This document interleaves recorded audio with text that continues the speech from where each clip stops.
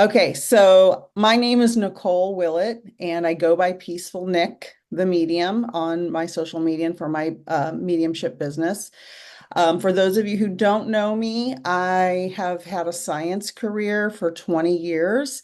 I've been a science communicator and educator for a nonprofit Humans to Mars organization since 2012. My master's degree is in astronomy, my bachelor's degree is in biology. And never in my wildest dreams did I ever think I was going to be a medium. And one day I started having mediumship experiences. And I've told the story many times. A family friend passed away. They came to me in a vision a couple hours later. I thought I needed a CAT scan. And so, because I'm a scientist, I thought, what is happening? And then everything that the vision told me was accurate, but I kind of blew it off. And then a couple months later, another friend of the family passed and the same thing happened. And it was also accurate. And I thought, well, I'm going to do a scientific experiment on myself and I'm going to find out what's happening and test myself. And so 6 years later, I'm a full-time professional medium, teaching, certified to teach classes, and I do readings most days of the week. So that's the very, very short version of my story. And I have, if you, at any time during this Zoom, if you have questions, put them in the chat or raise your little Zoom hand or wave at me. And I'll be happy to answer questions. I will probably be talking fast because I have a lot to cover in a short period of time. So feel free to interrupt me at any time. And Samsung SM, do you want me to rename you or do you want to remain incognito?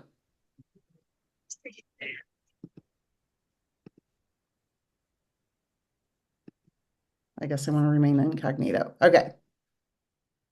Okay, so if anybody wants to be renamed and you can't figure it out, let me know. I'm going to share my screen, and this is the Introduction to Mediumship workshop. And we will get started with some questions. And if you could put, if you want to, you don't have to, where you're from and your name, I'll see your name in the chat. Because I thought there were supposed to be so many people here, I was just going to have it be put in the chat, but if you guys want to just chit chat for a minute, we can do that. Or you can put it in the chat, either one. And what type of abilities do you have and how long have you experienced them? So since most people, I guess, will be watching the replay, we can just talk it out. Anybody want to talk about where they're from and what type of abilities they have and how long they've experienced them? Just unmute yourself. Well, hello. Hi. Hi, I'm very happy to meet you and Thank thank you. you for doing this Zoom. So my name is Angela Caldwell and I am currently in Rapid City, South Dakota. I grew up in Los Angeles County and I moved here about a year and a half ago. I am planning to go back to California in May. Um, as far as abilities, I would love to learn how to really use intuition. Many years ago, I did have some experiences like after my father had passed away a few months after, I thought I dreamt him standing at the doorway, but I could have actually seen him. Mhm. Because later, when my grandmother was dying, she told me, when I was in the same room with her, she told me, she said, "Oh, your dad is standing at the doorway. He's waiting for me." And then I thought, well, maybe I really did see him in the middle of the night because we all used to sleep in the same room, like my grandmother and I and my sister. And so I in the middle of the night at some point, I thought, like I saw my father standing at the doorway, but I got really scared. I just, Hmm. I think I was I don't know, maybe 16 or something. And I just pulled the covers over my head because I thought, he's dead, I just freaked out. And Right. he motioned to me kind of like this, and I just like, I was freaking out. And so later on, I thought to myself that maybe I dreamt him, but maybe I did see him. And other times I have had dreams a long time ago, premonition dreams. Hmm. Um, so I can say those were experiences back when there was another premonition dream. I think I was 19 years old. I'm 57 now, so that was like a long time ago. Hmm. But I have to say I haven't had anything like that since then. But there are little things like I've attended certain classes that I've done little exercises in a group setting, and it's there, Right. the tuition is there. But anyway, but recently I've been quite interested in the past several months actually in mediumship, and I really would, like I said, I really want to learn how to connect with Wonderful. spirit beings. I'm glad to hear it. And I'll say that when you see someone full form, I'm sure many of you in the class have had that happen. I've seen people fully form way before I was a medium, like 20, 30 years ago. Um, and it can be shocking and jarring and scary. But I will say, for any of you who are dealing with maybe younger kids, or maybe you yourself are seeing people fully formed, they're not there to scare us. And I personally have no experience with an evil spirit or an evil presence. But it can be shocking because you're not expecting to see someone standing in your room that's not supposed to be in your house. Yeah, So, I regret that I didn't but that's okay because you want didn't. to talk to him or go or what. I mean, I Yeah, regret like, oh, what would he have told me? right. I was like so scared I didn't even think about that. So Perfectly normal. And has anybody else experienced seeing a fully formed spirit? Okay, yeah, some people are chatting. Raise your hand, wave your hand. Um, all right, I've seen a couple, not people that I knew. I don't know if I knew them or not because they were kind of gray and dark, but it's not uncommon. My sister sees my mom at the foot of her bed, and she's not spiritual at all. So so you don't have to be spiritual to experience it because they're just like, hello, I'm trying to talk to you. So they want to communicate and they know some of us have, I always say we have our antenna up and we can sense them and they can sense that we can sense them. We may not know our antenna are up. It happens a lot if we're watching um, a spiritual movie or something like, remember the old movie Ghost with Demi Moore and Patrick Swayze, anything like that. It'll turn our senses on and they like to come in when we are aware. And I'm just going to look at the chat momentarily. Ashley's not sure what her abilities are. Okay, so you've seen and hear. That's clairvoyance and clairaudience. That's excellent. We're going to talk about the clairs tonight. Hi, Juliana from Kansas. Is it freezing and snowing there? Is the snow over and it's still cold? Oh, you're a Reiki master. That's wonderful. Um, oh, so you can connect during Reiki because you're turning on your senses during your healing session. That's amazing. Tracy's had experiences feeling others' health or medical issues. You could become a medical medium. That is extremely important, and we need more of those. Visual images, clairvoyance. Yeah, you don't always figure it out. And sometimes we get messages, even experienced mediums. I know there's a couple of experienced mediums on here tonight. Sometimes we see things and we don't know what they mean, but our client will email us back later and say, remember when you said so and so? That meant this. I had to ask my grandma or I had to ask my cousin, and they explained it. I had one the other day. Someone was showing me a bobblehead in spirit. And I'm like, they're showing me a bobblehead. And she's like, no, that doesn't make any sense.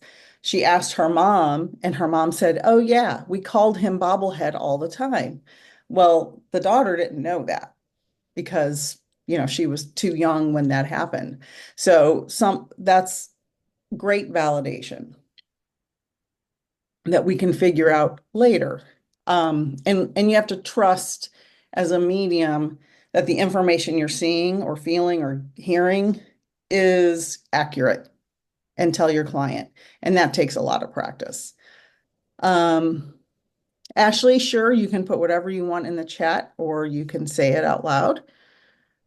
Grandfather Tracy working at the art store I shopped at. That's awesome.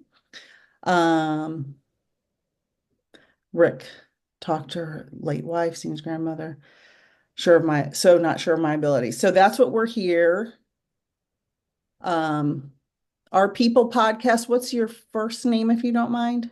Amanda. Amanda. Hi, Amanda. It's nice to meet you. Go for it. Okay. So my grandmother, we have through my mother's line, we have gifts. My mother has prophetic dreams, but she belongs to what I consider a religious cult. Mm. So she is scared that it's the devil, so she won't ever follow them really. She like tries to push them out of her life. My sister also has prophetic dreams. I see shadows out of the corner of my eye. So I just know things. That thing, I always just say I get it from the ether because I don't know how I know it. But then the part of the reason why I'm here is because my 9-year-old has seen things. She sees people that have passed on. She has, and they're full forms. And also prophetically, she has seen my mother handing her gifts that later she has actually given her. And so my daughter has not only seen people that we know, but she says other people that she doesn't know. So I'm kind of learning this because I know that we have it. Mhm. And I would like to, I want to be the best guide I can be for her. Of course. And that makes sense. And I'll tell you, when you know things and they're just in your head, that's called claircognizance. And that's an ability I had, and probably many of you who are here had, and you don't know you had it your whole life. I had it my whole life, and I thought, oh, everybody doesn't know what's going to happen before it happens. I was shocked. I know I was my late 40s when I became a medium. And I'm like, oh, not everybody knows everything? Huh, shocking. Like I felt not everything, but things that happen. And as far as your child seeing things, my youngest son, and you may have seen the video I posted a replay on social media the other day. He used to talk to people who weren't there and tell me these wild stories about going to heaven every night and having a job. And this little girl that was in the car sitting next to him that I couldn't see, but he could see. And I go, who are you talking to? And he said, this little girl, she died with her dad out on the highway. And I'm just telling her it's okay to go to heaven.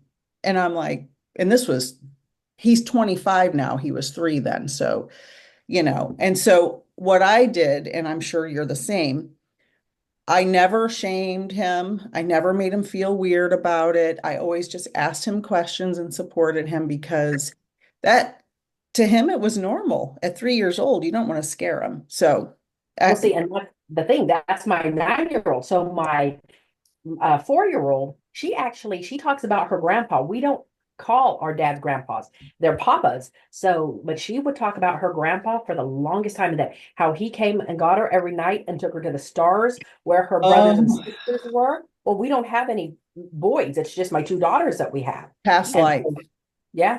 So she Mhm. talked about that, and Yep. it's amazing. Yeah, we could talk about that all night. But everybody else probably needs to, we can stay on after and talk or have Okay. a separate Zoom. All right. So, Ashley, don't worry about interrupting. Um, Michelle says, I experienced clairaudience, like to further develop. Okay, perfect. Um, Sam, New York, live in Colorado, had a premonition dreams, angels and younger fathers passing, trying to learn how to connect. I was reading pictures in a development group and making some good validations, came to a standstill. Okay.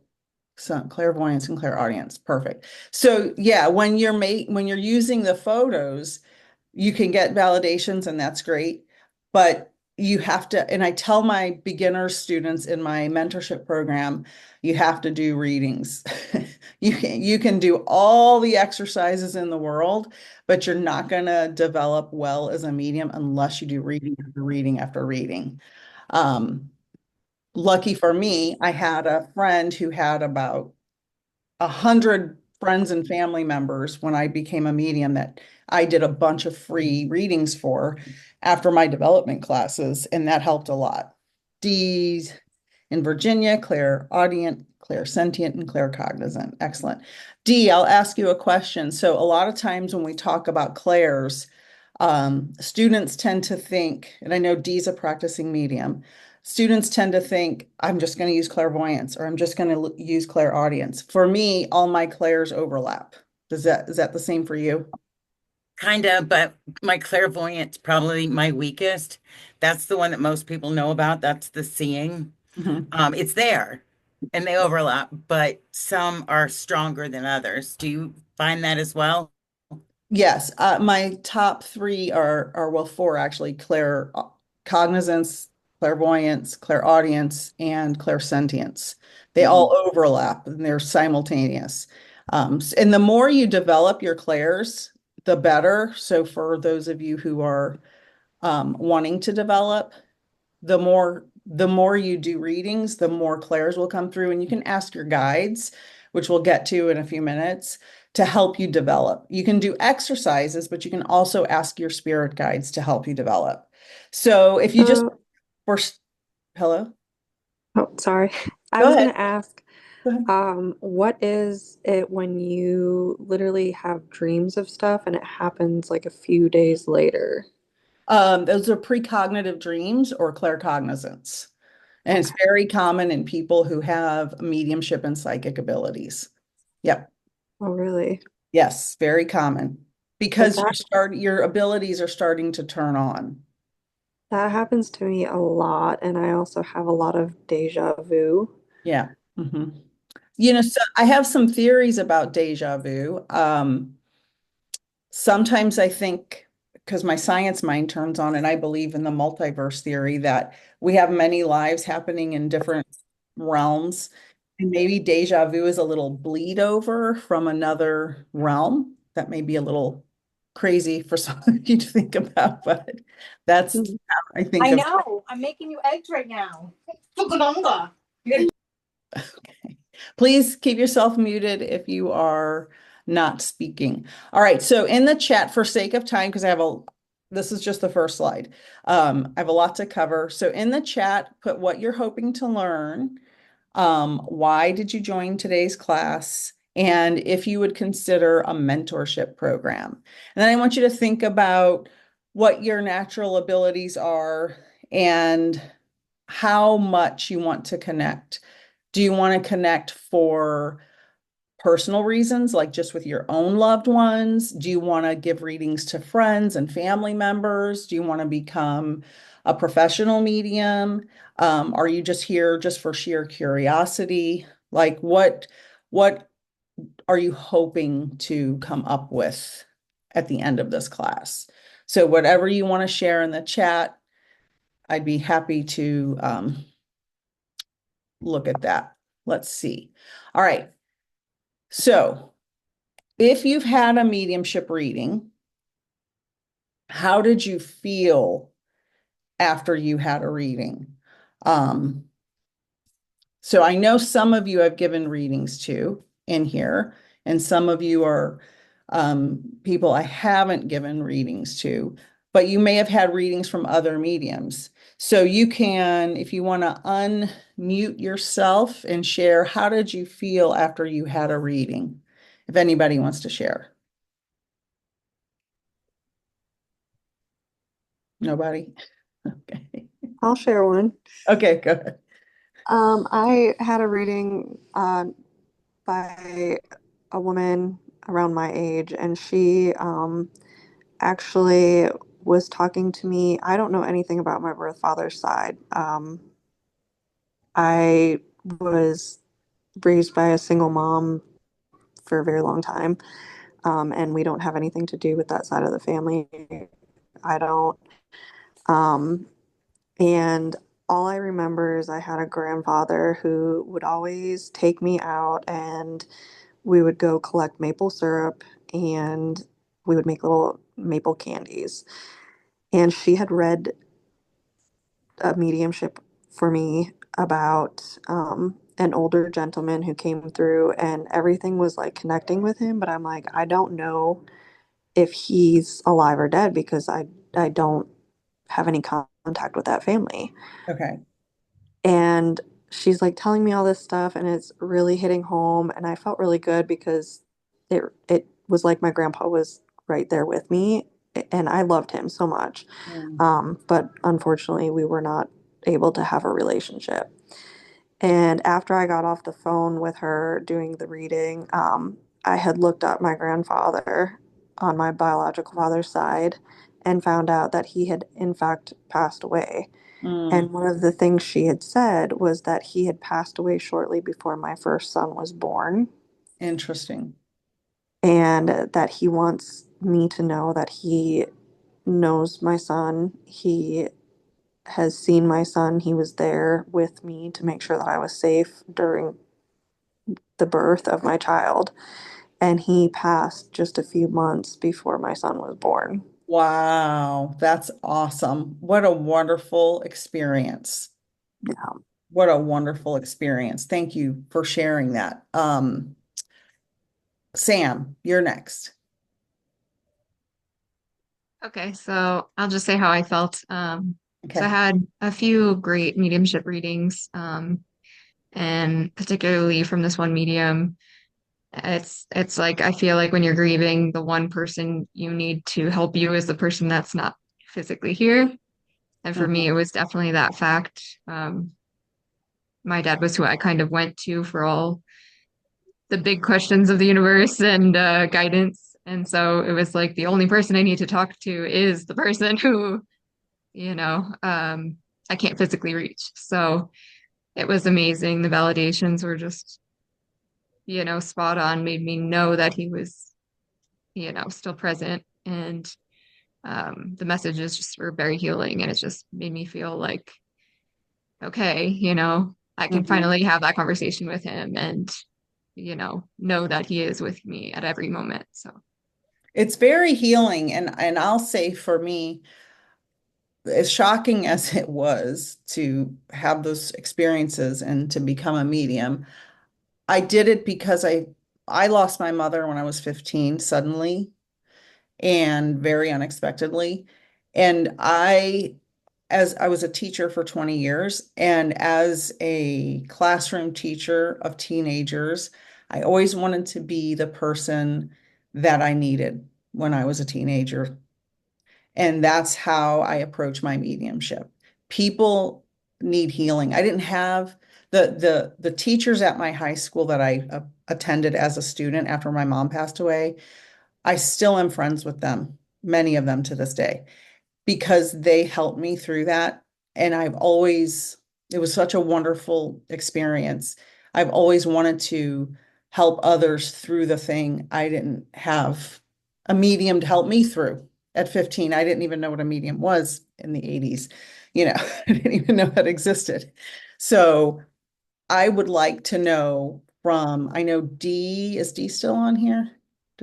Oh, Dee, there you are. You moved around. Why do you do mediumship? I know Dee and Omar are both mediums. If anybody else is, let me know. Well, I've been in the healthcare field for the last 15 years, and COVID burned me out. I could not do it anymore. And when the day came when I could no longer suppress this gift. Mm, And it was like a door flung wide yeah, open. I had a session with a medium, and after that session, it was explosive. yeah. It And turns on sometimes. It just goes, boom, you're a yeah, medium now. Good luck. I choose to help the others because it's important to me that my work is meaningful and impactful, and I feel like I can serve others in a different capacity this way. I love that. That's wonderful. And Omar, if you're willing to share, I don't know, maybe he's on. Oh, where'd he go? Oh, there he is. Hi. Oh, I can't hear you, honey. Okay. Can you hear me now? Yeah. So I guess the question was why I'm a medium. Yeah.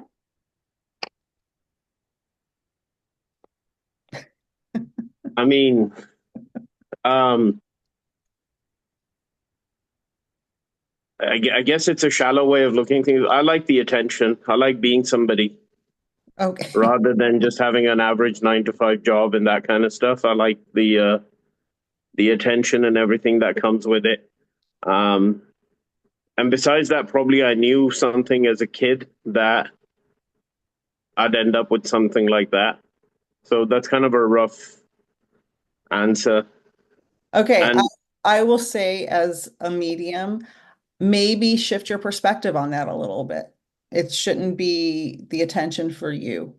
I'm just going to give you constructive criticism as I yeah, follow your page and I've seen some of your readings and I didn't get that impression from you in the videos I've seen. So maybe shift your perspective and put yourself second and the attention on your clients first. That's what I would suggest. And I'm not trying to be mean. I'm just trying to be helpful. So yeah, I see, I agree. So I'll be real quick, I guess, in the sense that it is about the client and everything. But at the same time, like I'm at a point where it's taken up so much of my life.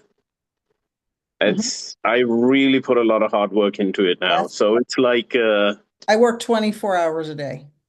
yeah. So you know what it's like. It's the same here. I have a business, but this thing, honestly, once you get into it, it takes over your life. I don't know if it's like Absolutely. that with you. It just, um, Absolutely. yeah. So that's kind of I'm kind of too much into it at this point. Well, So, it does take over your life. It's like if you met an alien in your living room, you couldn't unknow it. Once you're yeah, a medium, you can't unknow it. yeah, You once you experience it, you know that there's this whole other world and it just shifts your whole perspective on everything and you can't stop. It's not going to stop. It's just going to keep coming. Um, yeah, so thank you for sharing that, Omar yeah. and Dee. And so if anybody else is a medium already practicing, let me know. And um, just kind of look at these questions. Would you like to help others feel better on their healing journey? Some of you already put this in the chat. Um, how many of you want to make someone feel the way you felt after you received a really good validating reading? And I can help you learn this. Tonight's just the workshop introducing the basic fundamentals. Um, and my goal is to show you how to communicate with your loved ones in spirit and make their presence felt for you, for your friends, for your family members, and if you want to do professional mediumship. This is just the first introductory step. So if anybody has anything to say about that, let me know. And the Claire, so here we go. Here's the meat of the workshop tonight. Tell me, I'm going to explain these. Tell me how many you have. You can list them. Some of you already did in the chat. Claircognizance is a clear knowing. Like I mentioned earlier, when you know something and you don't know how or why you know it, it's just in your mind. Clairvoyance is clear seeing. You can see inside your head or outside of your head. Some of you already mentioned that as well. And if you do have clairvoyance, let me know if you see in color or in black and white, because some people only see in black and white and some people see in color. And is it pictures or video? Because some people see pictures and some people see video in their head or outside of their head. And when you see outside of your head, for me, when I see things outside of my head, it's almost like a hologram in front of me. So it's kind of see-through. Um, Let me know if you have external clairvoyance where you see outside of your head and is it see-through or does it look more solid? Clairaudience is clear hearing. You can hear words inside or outside. A lot of us, when we're falling asleep at night, will hear somebody talking and nobody's there. And so they'll say your name or they'll say their name outside of your head or inside of your head. Or you'll just have like this internal dialogue that you think is an internal dialogue, but it's not your voice. And you're like, that sounds weird. That doesn't sound like me. That sounds like grandpa. Um, that is clairaudience. Clairsentience is clear feeling. And then there's also clear empathy, which isn't on here, which is an emotional feeling. And some people use clairsentience and clear empathy interchangeably, but clairsentience is more physical feeling. When you can feel the way someone passed away. Like if they had a heart attack, you can feel the pressure in your chest, or a head injury, you can feel your head start hurting. Clairaugustance and Clairalience are clear smelling and clear tasting. These are the ones I have the least, but I've been working with my guides to try to develop them. And so you can also develop any of these as much as you want. The more clairs you develop, the better your mediumship will be. If you only use claircognizance, you can still be a good professional medium, but if you have all the clairs, you're going to get so many layers of information in so many different ways that you're going to become an excellent medium. Now, all mediums all mediums who choose to will continue learning. I will continue learning about mediumship for the rest of my life, different divination tools, because I think the more information we can gather, the more we can help more people. And do you enjoy exploring your clairs? If you've already explored your clairs and senses, do you enjoy that?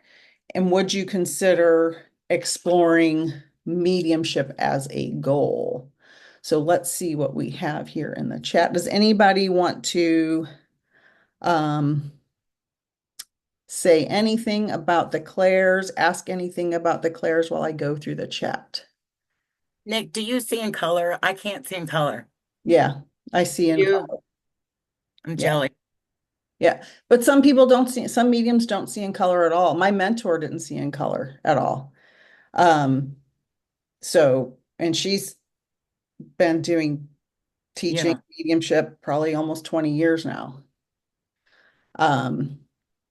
Spirit guides, join the class. Oh, I'm a little behind. So that's a lot of comments. I'm not going to be able to read every single one right now, but I'll save the chat.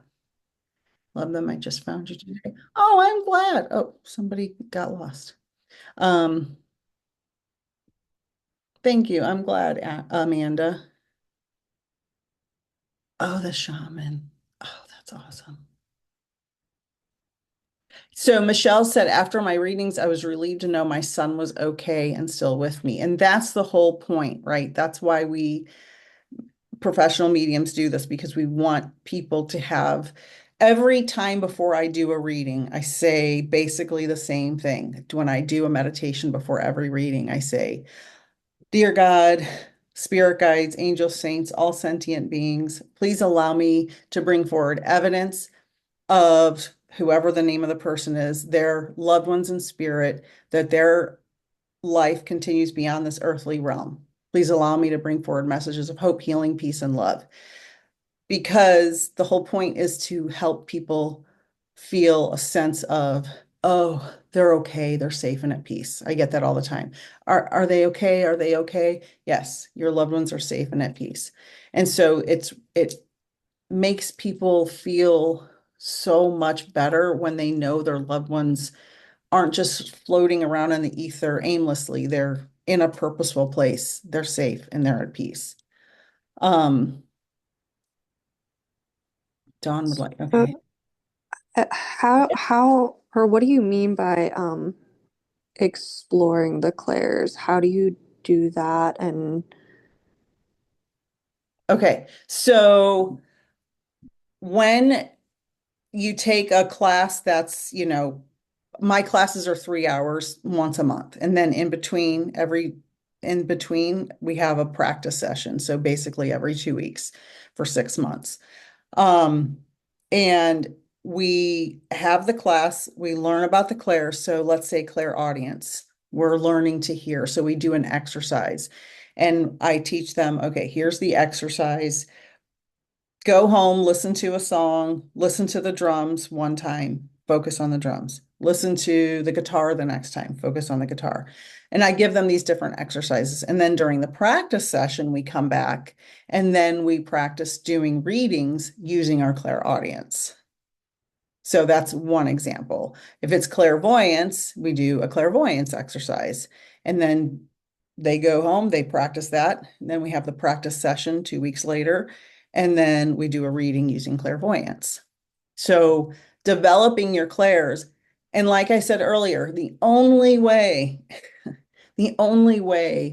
to become a good medium is to do readings. You have to do readings. And I provide the people that you will do the readings. First, you do it in the class together, and then later I invite some of my old students or friends or whoever in to do the readings, but you have to do readings. I'll put a call out on social media. If I have students that'll still ask me now, do you have any sitters for me? And I can contact people and they just want to do practice readings. So you have to do readings to develop anything.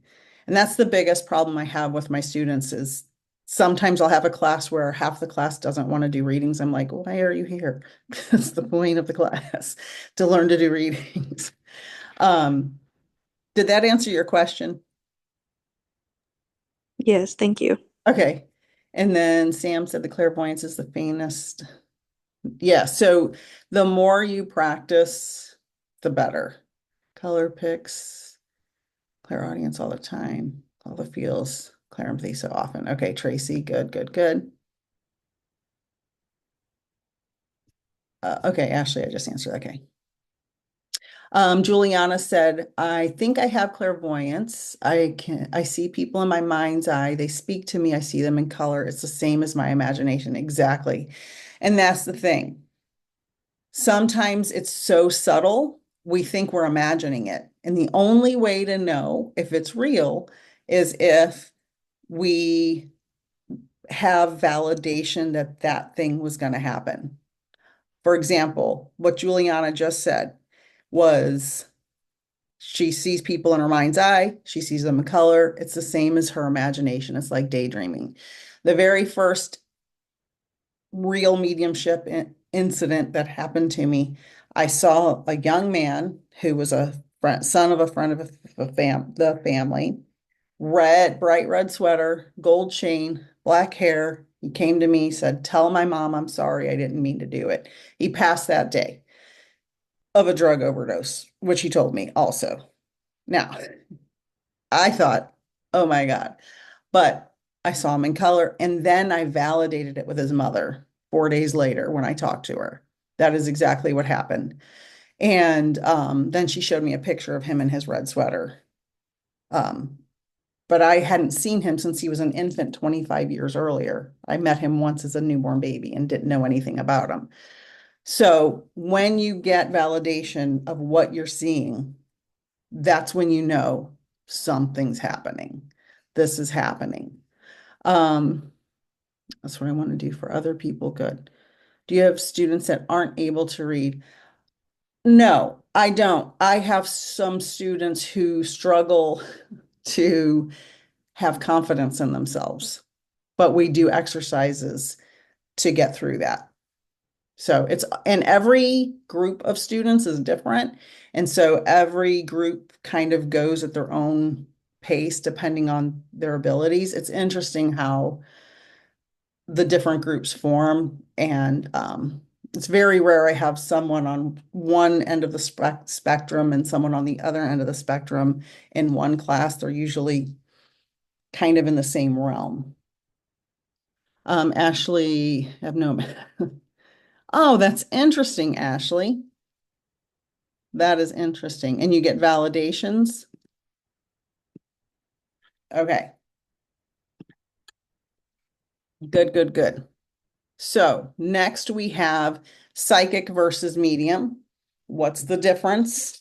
If anybody wants to chime in that's not already a practicing medium, you can chime in or I can tell you. So a lot of people who aren't in the mediumship world maybe misunderstand psychic versus medium. A psychic reads your energy, your aura, your information. Sometimes they can tell you your future, quote unquote. But be wary because we all have free will, and there are many different dynamics in the world around us. No psychic prediction is going to be 100% accurate all the time. I do not do professional psychic readings alone. But mediumship is where you connect to spirit. You connect to a loved one in spirit who's passed away. They sometimes give future information to me that I relay, but I always give a disclaimer. This is not 100% because things can change in people's lives. All mediums have psychic abilities, but not all psychics are mediums because psychic is very different from medium. Any questions about that? Just let me know. So an evidential medium is what I am titled and trained as. That means I get evidence from loved ones in spirit, validating things that have happened to you recently, validating things that happened maybe 20 years ago or 30 years ago or yesterday, information that happened in the relationship with you and the person in spirit, information that happened after your loved one in spirit passed away, a conversation you had yesterday about your loved one in spirit that they come through and tell me in the reading. Very common. So that's evidential mediumship. And in the United States, there is no real governing body with any real legal power over mediumship. So we have to really practice strong ethics. We have to make sure we hold ourselves and our colleagues to a high ethical standard. I have development circles with my colleagues, with the people I've been trained with. We have circles, and we call each other out when we see someone kind of maybe not doing the right thing. So we're kind of self-governing. I think in the UK, they have a governing body that's more strict than anything we have in the US. So if you would decide to take a 6-month mentorship, you would have one-on-one mentorship that's tailored to you and your gifts, and you would be able to grow at your own pace and have access to me via email or Voxer anytime if you had an emergency or a question at 2 o'clock in the afternoon on a Tuesday. You would be able to have access to me through that. And you would have breakthroughs you would never imagine having. The students I've had have grown and developed amazingly. And then I'm going to answer. I had a question here. That's what I want to do for other people. Perfect. Is seeing auras part of being a medium or psychic, or is that a whole different thing? It can be either. Mediums, if they're trained to do it, but I think more psychics do that than mediums.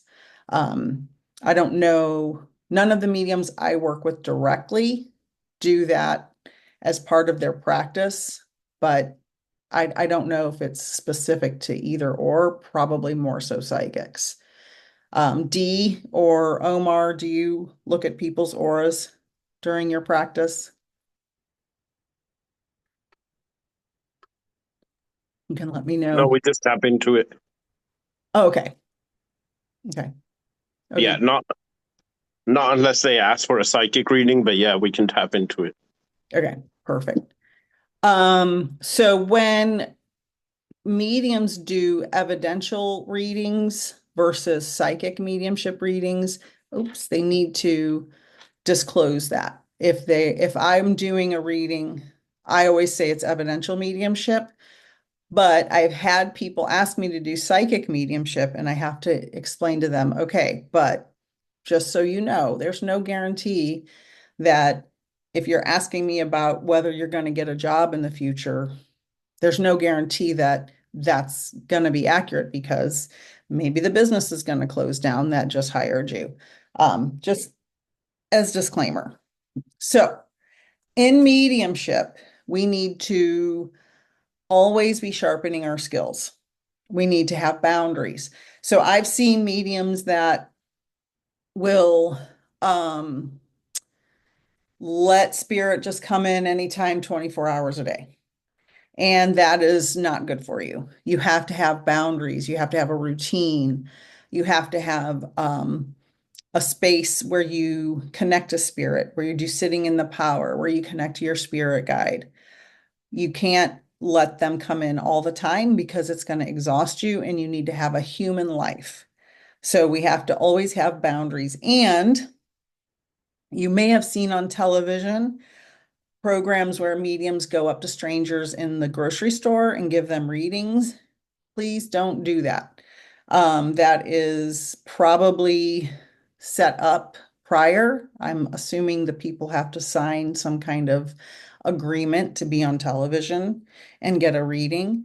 And the reason we shouldn't do that is, let's say a mother just recently lost a child and 3 or 4 days ago, and she's in the grips of traumatic emotional breakdowns, and someone gives her a reading that could send her into a manic episode.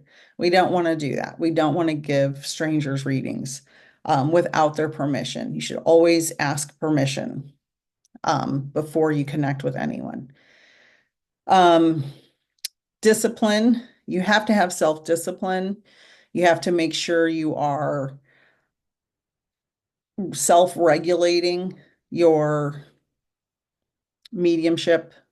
Don't just go wild and give 25 readings in a day is probably not good for you. You need to discipline yourself again with a routine, with a space, with a practice. Make sure that you are clearing your energetic space and physical space with whatever routine you want to have. I have white sage. I'll burn and go through and say a little prayer or meditation, whatever works for your spiritual practice, and just say, please clear out any negative energy, any residual energy left from any previous reading, any residual energy from, anybody in the neighborhood here that's, maybe having some negative energy.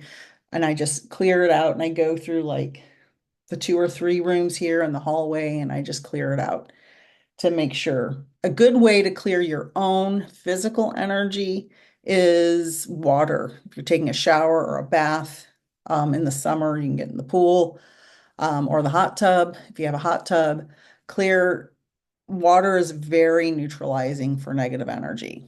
So if you had an argument with somebody that you love and you're so upset, and then you have to go do a reading, you need to clear that energy because your reading is going to be crazy. You don't want to do that. You want to always be in a good headspace before you do a reading, for sure. You'll also learn about finding your place in the spirit world, finding a place to meet your spirit guide, finding your spirit guide, connecting to your spirit guide, building a relationship with your spirit guide. Your spirit guide or guides, we all have guides, whether we know them or not, they're there. They're always there. They can change through time, through your life. Developing a relationship with them is one of the most important things you can do in your mediumship, because it's like an invisible friend that always understands you and can help you out. And we should do readings with our eyes open. I have seen some professional mediums online doing readings with their eyes closed. That's just not a professional way to conduct business. So that's just a little snippet. So if you learn all of these things and practice all of these things and do readings and do the practice exercises, you can become an incredible medium for yourself, for your friends, for your family, and for other people. When you are learning to, oh, before I move on, anybody have any questions before I move on to the next part? I have a question regarding your lifestyle. Do you recommend practicing like a certain way of eating? Like avoid certain foods and that kind of thing? For a medium, well, me personally, I don't eat fat. I have some health issues, so I have to be very careful about what I eat.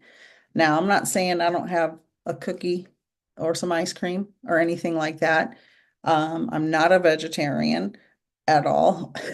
Um, I drink coffee in the morning and in the afternoon. I personally think sometimes people who are telling you how to live a certain lifestyle with eating or whatever, maybe that's their own stuff. And as long as you're eating normally and not, McDonald's and Taco Bell all day, probably not good for anybody, regardless of whether you're a medium. Just try to eat the best you can. Not everybody can afford the finest foodstuffs, right? Like sometimes we have to buy ground beef and frozen peas, we don't always get to have salmon, steak, and whatever other fancy food there is, right? We just eat normal, avoid processed foods. But I don't know how much that affects mediumship, to be honest. I don't have any experience with that personally. Just do the right thing. Okay, thank Do you. the healthy thing. Yeah. Um, Mm-hmm. good question. Sam? Yes, so I had a question kind of along the boundaries. It's something I've been tossing in my head back and forth. So I kind of have like a space that I go into when I start to connect and everything for others. However, I've been thinking about recently, like, if I want to connect with my own loved one, do I initiate that the same way, or do I leave a door open, or should I not leave that door open kind of thing? I guess is I my question. I would say if personally, I don't really ever specifically connect to my own loved ones.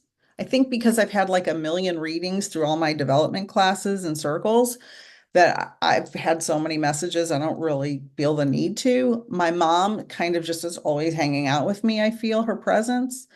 But if you are going to connect to your own loved ones, I would say it's probably the very same. Make sure you have a time and a space and a specific routine for that. It shouldn't be any different from connecting with anyone else, your guides or other loved ones in spirit. It's probably the same. My mentor years ago did teach me this, and I never really knew why. I don't remember why. It's been a long time. But she said, don't go through doors. But I don't, she's from the UK, so I don't know if they have different kind of learning styles over there. So if you were talking about a literal door, I, I've never had a problem with it, but that's just, just think about it. Just think about it. I think some of that is, maybe cultural in the UK. And Tracy said avoiding alcohol. Yes, 100%. I haven't had alcohol in, God, decades, because of my health stuff. So I wouldn't even know what would happen to me if I did that and did a reading. I have no idea. But yes, exactly. Okay, Ashley had to go. Oh, and so did Rick. Okay. All right. So Michelle said, can you always connect to a specific person or not? We call this going direct or dial-up mediumship. And I can't remember a time when there may be one time when I couldn't connect. but the client was extremely emotional and kind of out of control before the reading and during the reading, and it kind of messed me up a little bit. So, but otherwise, dial up or direct mediumship works for me. I'd say 99% of the time. For me, it's a lot easier to go direct than to just have whoever come in. So going direct is when I do my readings for new clients that I've never seen before, I never go direct unless they specifically ask me. I always see who comes through first. And then I say, if it's a new client, if the person you're hoping to come through doesn't come through and we get about halfway through the reading, if you want to interrupt me, feel free to interrupt me. And I've only had one person ever do that. So, and you will learn your own routine. It's like anything else we do in any job. You'll learn and develop your own routine and ways of doing things. I am not a put people in a box person. I want people to have malleability. I want them to learn their own routine. There's an outline. Make sure you do this, this, this, and this. But everything else, you're going to kind of learn your own way because everybody's different. There's no two people are exactly the same. When you are connecting to spirit, you have to trust and allow spirit to move you through you. You're just a vessel. You're just receiving information. This is one of the biggest issues with all mediums that I have ever known and students that I've trained. They have a hard time trusting that they're going to do a good job. So we have to kind of move our ego out of the way and realize spirit knows everything. We just have to allow them to tell us because we get scared that we're going to disappoint our client, or we get scared that, maybe we're going to hurt their feelings or make them sad. We just have to trust the information and allow ourselves to deliver it. Allow it to come in, allow ourselves to receive it, and deliver the information. And we always have to deliver the information with kindness and compassion. I never deliver anything with any negative tone unless it's for a specific purpose. For example, if I see the way someone passed at someone else's hands or at their own hands, I deliver that information gently and not abrasively because you don't want to do harm to your client. And when someone passes in that way, the client is already hurting. So we have to think about how we deliver information. When you learn mediumship, you move your mind to connect. So you have to elevate your frequency. You have to expand your awareness and allow the loved ones in spirit to come into your space, and you kind of overlap your awareness with theirs. And that takes practice and it takes concentration. For some people, it's automatic. So when you get clear, undeniable messages from spirit, sometimes I deliver messages and my jaw's on the floor from the message I'm giving because I'm like, oh my God, that is so specific. How in the world did I know that even after thousands of readings? Because it's amazing the information spirit will deliver. And somebody had a question. Oh, okay. Okay, Glenda. All right. So you'll learn to find your spirit guides. You'll begin connecting to your spirit guides in the very first session of the mentorship if you choose to join a mentorship. I don't believe in dragging things out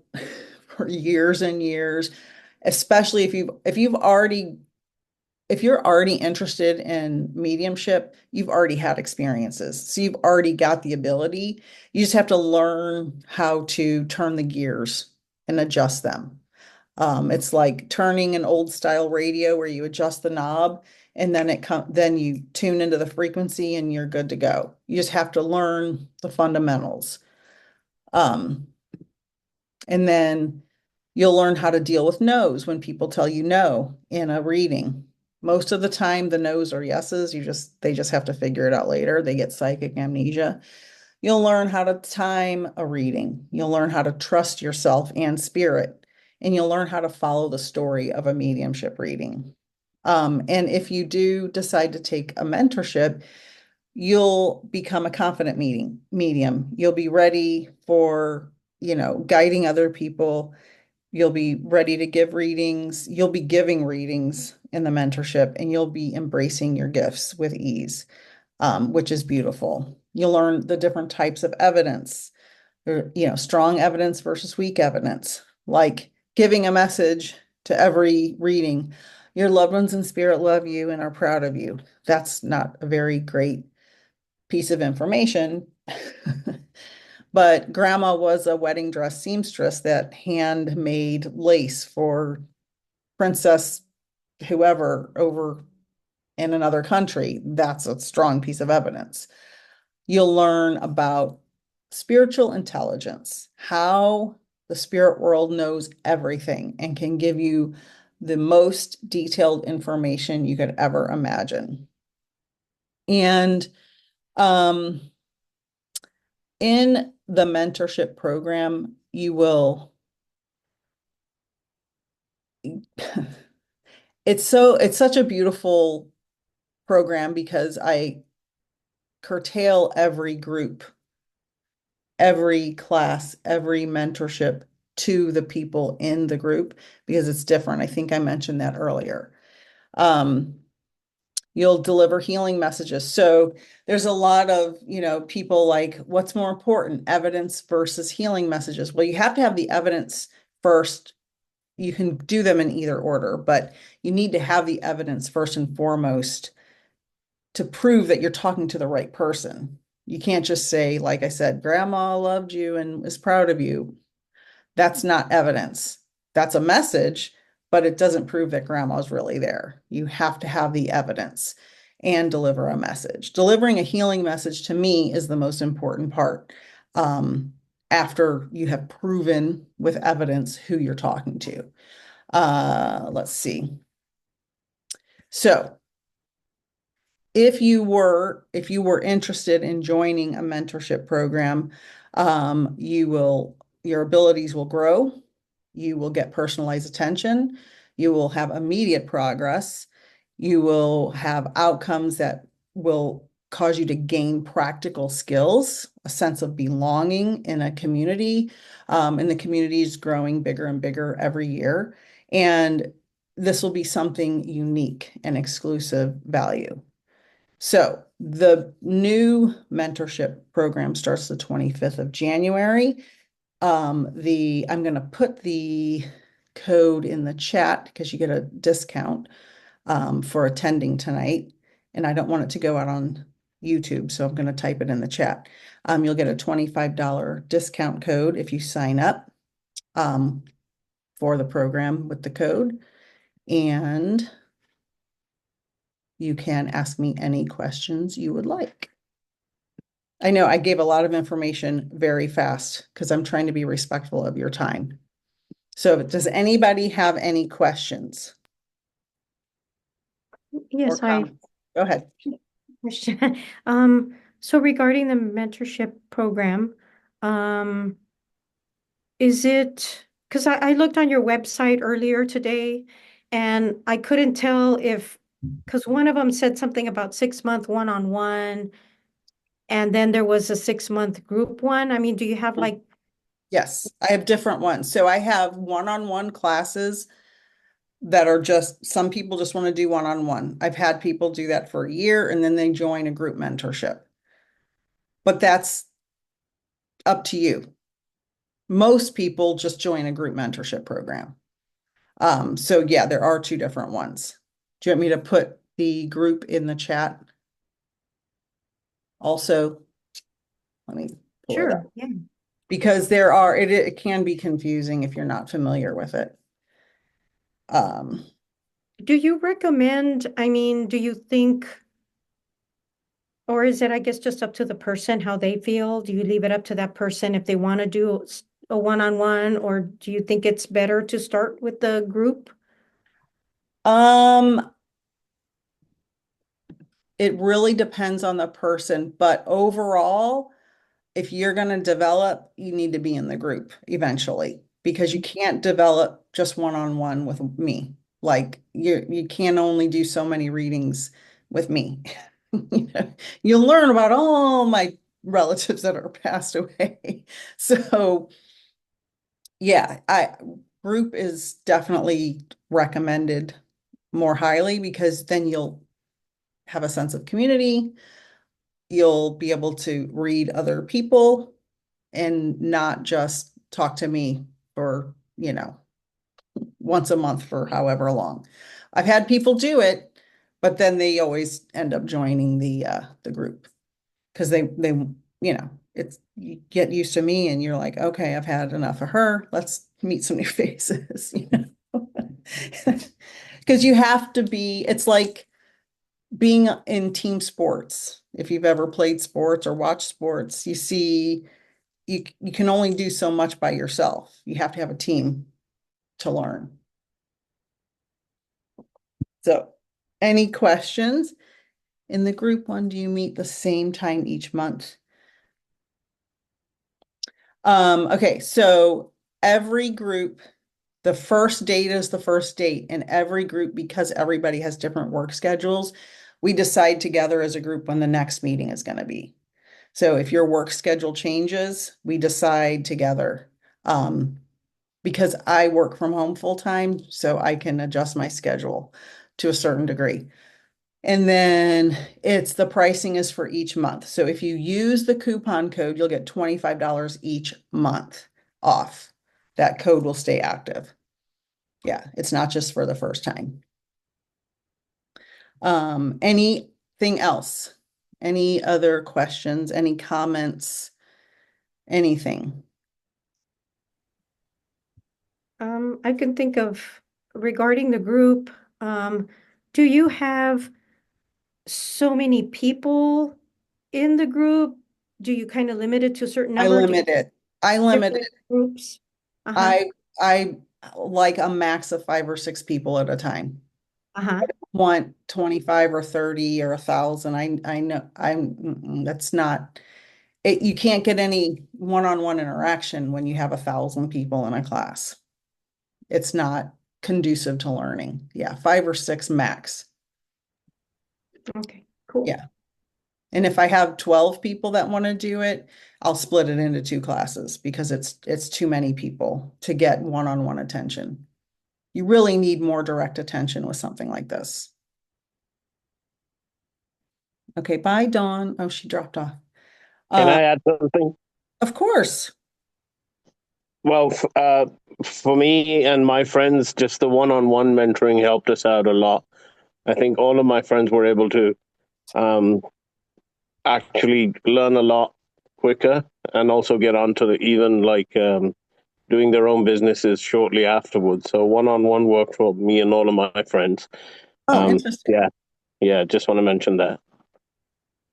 That's good to know. I appreciate that, Omar. Okay, thanks. You're welcome. So see, I was wrong. I guess it works for some people. Tracy, when does the next class starts? January 25th. So I guess that's 2 weeks, 2 weeks from today. And I was going to say something else. And I can't remember. It just went right out of my head for group. Did I answer you, Tracy? Where'd she go? Yeah. Okay. Okay. Everybody's moving around. People are dropping off and the pictures are moving on my end. Okay. So if anybody wants to meet one-on-one with me just to talk about more details privately, email me or put it in the chat now and we'll set up a meeting this week if you'd like to meet one-on-one. I will send out a follow-up email with the recording, and then the recording will be posted on YouTube sometime this week, whenever I get it uploaded, for you to watch the replay or share with your friends or whatever. Anything else? I'm happy to answer any questions. Yeah, I would like to meet one-on-one Angela Caldwell. Okay.